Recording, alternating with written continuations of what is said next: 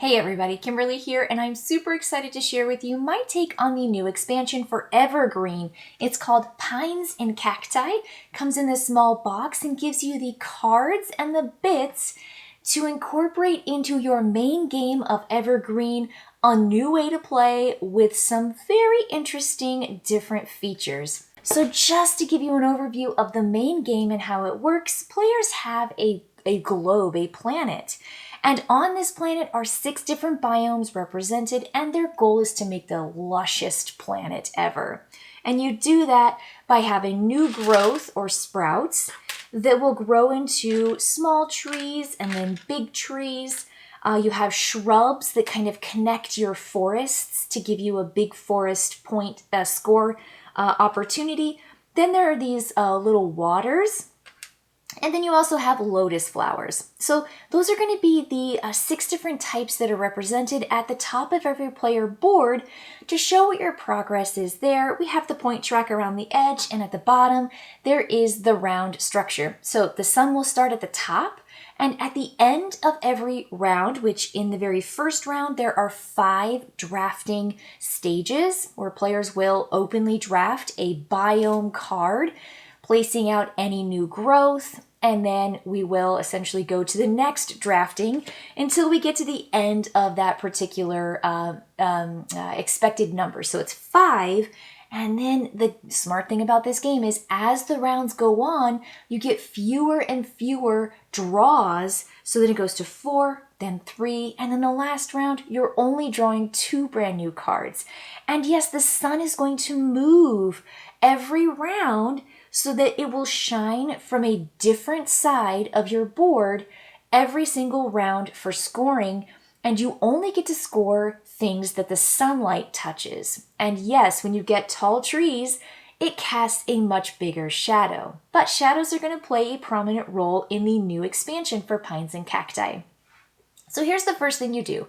When you get the expansion, you are going to receive these 2 little cover-ups. I call them cover-ups, but they essentially go on your board, and you will cover up 2 existing scoring opportunities at the top of your board. Now, if you just want to play with cacti, great. If you just want to play with pines, that's okay too. You could play with both, or you could play with just one. And you will be selecting one of these up here to cover up, because you can only have 6 of these elements. So let's say I do pines instead of lotus flowers, and let's say I do, instead of water, I'm going to do cacti. That's a nice kind of swing in the other direction. Okay, so now that I've placed those out there, I've got my little dots in there that shows my progress. I have to take out those particular cards. So when you look at your decks, you are going to take out the cards that have those particular symbols in the bottom corner. So since I took out lotus flowers, I'm going to find all the lotus flower cards. And then I'm going to do the same thing, for the water cards. So again, you're going to see those, you're going to take those out, and then those cards are going to sit out for this particular game. And you are going to instead add the decks that you get in the Pines and Cacti. So here is the wheat card, the wheat biome, for example, that shows the pine symbol. That's going to be the deck that you add. And then here is the example for the, here's the, what is this, swamplands, and there's your cactus symbol. So that's what you're going to do first, is replace 2 and then take those cards out and then add these cards in. So you're going to take all of them, and again, they've got all the biomes. So you've got all 6 of the basic biomes that are represented with not just color and really beautiful imagery, but it's also going to have a symbol that tells you what it is. So for example, you've got this kind of wintry Iceland. That's the symbol for that, and so you'll always know what your particular biome is. There's also a wild. So you've got 7 cards, and then you've got the other cards, and you just shuffle them into the entire deck. And so this is going to be the way that you get things seeded, essentially, so that you are now drawing your pines and your cacti cards. Okay, so when you get to the drafting phase, everything is going to be the same, but there is a slight difference. So what I'll do is I will talk about the difference with the pine and then the difference with the cactus. So I'll pull just a couple of those cards out here. So the first thing is cactus, really, really fascinating. So cactus essentially is a brand new symbol, and this is definitely in contrast with the main game rules. So this down here always gives you the amount on your player board to put in any biome that you want. So traditionally, when you take a card, you do the main action, which allows you to do A, B, C, or D, which adds, again, growth. But you also, before or after that main action, get to do what's in the bottom right corner. Well, cactus says you have to place the cacti down in the biome that matches the actual card. And that's, again, in break with the basic rules. In this one, you can put it anywhere. You can do the pine anywhere, but cacti a little different. Now, the interesting thing about the way that cacti work as well, when you place them, let's say I move my marker up by 1 and I get to place essentially one of my cacti out and I put it in the brown region. I'm going to put it, just say right there. Cacti do not want to be in shadows, and they don't cast their own shadows, so the cacti can be next to each other and not shadow each other out. But if they are in shadow, they die. So here's a quick rule or reminder on cacti. They grow very fast. They need a lot of light to survive, but they die if they are in shadow. They also have some negative fertility icons, which is about scoring at the end when you get to the big trees and the big pines. And it's, there it is. Plant a cactus from the pool into an empty space into the biome shown on the card you pick. Note this is different than other powers, which can be used anywhere on your planet. That's it. That's the thing about cacti. Here it says if you, during the collect a light at the end of the season, before you calculate your light points, all cacti and shadows must be removed from the board. They have a height of 0 and no shadow, and they all just give you 1. And the cool thing about cacti is they do take part in your biggest forest scoring, which is huge. So you can essentially do really, really cool things with your forest. There are no points for fertility. Cacti essentially have no height, so they're not going to be part of the big forest thing. So cacti has a restriction, but they also can flourish and they don't cast shadows, and you don't want them in shadows. So it's just a fascinating feature, another thing that you can add into the game.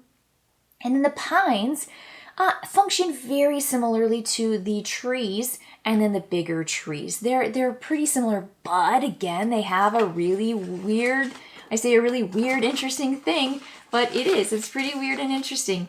Small pines are the light blue ones, and they will spontaneously grow into big pines when they're in shadow. That's the only way they grow. So when you have a card that says pine, you move your marker up on pine, you'll always be grabbing the small light colored pines, and you'll put them down into the space. So this is going to be into that tree space.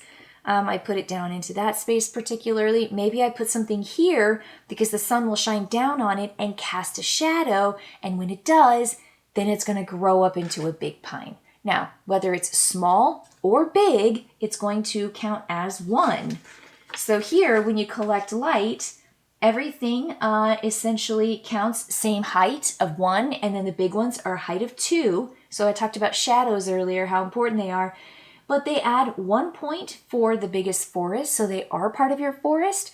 So at this point, shrubs, trees and big trees, little pines and big pines, and cacti, all part of a massive forest that you can count, which is your biggest collection of contiguous forest pieces. But yeah, essentially you just get 1. You just get the 1 point. Fascinating way of growing. And this has, again, that versatility of making sure that you can put it wherever you want with that particular thing. So that's how you essentially incorporate one or both of the pines and the cacti into your base game. So what do I think about this? I think that the cacti in my initial read seemed really overpowered because they essentially, if they don't go in shadow, they always count as 1. They don't cast shadow on each other. You can have a big cacti collection and none of them affect each other, no matter which direction the sun looks at it. Essentially, they're going to be just fine. But I think it was because until I played it, didn't realize that the arrow down was a new feature of the game that said your cacti, you just don't get to place them wherever you want. They always have to go in the particular biome that the card states, unless, of course, your biome is the wild. And when you get to the wild, you can always do whatever you want with your biomes. There's only one cactus wild, period. So that card becomes incredibly valuable, especially if you want the versatility of placing your cacti wherever you want. And I did see a player who had one singular cacti in a shadow that connected essentially the middle chunk of their forest, and in the very final round lost the cacti and then lost 10 points essentially for the connected forest that in previous sun had been seen. And so cacti, while valuable, can really get in the way if they die in shadow. So that's their vulnerability, is shadow, but it's fascinating. A nice balance, I will say. And the key is that it has to go down in that same biome of the picture that you take, of the card. Now, pines I found really fascinating. I wanted to play with pines really bad because I thought, oh, this is great. They have a slightly different way of functioning and a new thing. The one thing that I will kind of say is I feel like because the small trees grow up into big trees and they go from 1 height to 2 height, 1 point to 2 points scoring, I felt like the pine should do the same thing where you've got 1 point for a small pine, 2 points for a big pine, but that's not how it works. And there are no tiles that allow you to get big pines. You have to essentially strategically place your small pines in shadow to then grow up into a big one. And you think, well, what's the point of that if they're all worth 1 point? Well, you cannot forget that one of the major scoring opportunities at the end of the game is called fertility. And the card that's not taken every single time there's a drafting phase has stars on it. So when you have these little images of fertility icons, that means that the collection of these icons, which might include negative points, will multiply for your big trees. So you're looking at these trees and you're looking at now the new pines. And that's going to essentially give you points per big tree in that particular biome. So in this case, it will be the wheat or the field biome. I guess wheat, not field. There might be another field. There's a lot of biomes out here. So that's the key, is strategically placing your small pines so that they will mature and grow up so that you can get them in the biome as a big pine tree to score at the end of the game. So different kind of way of working, still very valuable. I think they're both two really, really fascinating ways of working that do work well with the rest of the game. I will say they work quite well. So my final take is that Evergreen is a fantastic game. If you want Evergreen and you think the way that I've explained the game and how things work and the sunlight and the big forest scoring is really cool, definitely give Evergreen a try. It's fun. It's great. It doesn't necessarily need an expansion for it to be a great game. If you've played Evergreen a lot and you want some variety, that's who this is for. Pines and cacti are for the Evergreen diehards. And I will say that if you've played this a ton and you need just a little bit of a change, you need some variety, you need a different challenge, you need a different strategy, that's what you need to do. You need to get pines and cacti.